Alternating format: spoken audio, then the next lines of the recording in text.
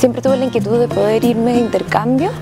Ya el 2012 como que dije ya, hay que hacerlo, y la idea era un poco poder conocer otra cultura, otro país, gente de otros países, y también poder ver mi carrera desde otro punto de vista. Consulté en la universidad y ellos me informaron sobre la beca que daba el Banco Santander, esta beca iberoamericana.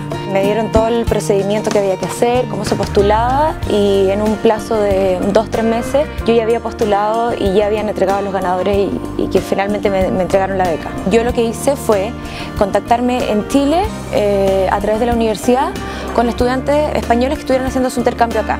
Tuve la suerte de que conocí a una española que iba a estar allá en el periodo en que yo me iba de intercambio, y me alojé en su casa.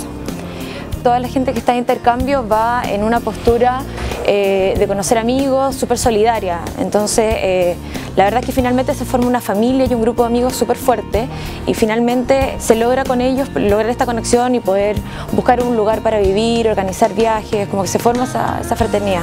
El promedio que gastaban, por ejemplo, mis amigos eran alrededor de 350 euros, que eso incluye el alojamiento y todos los gastos, gas, agua, todo eso. Gracias a la beca pude cumplir esta aventura que era irme a intercambio, y gracias a eso gané en independencia, gané en experiencia de vida, conocí mucha gente, grandes amigos, pude vivir experiencias que de otra forma, si me quedaba en Chile, no las iba a vivir, que era el hacerme cargo y el vivir sola en un país en que en un principio no conocía a nadie, pero finalmente logré formar con mis amigos una familia súper unida.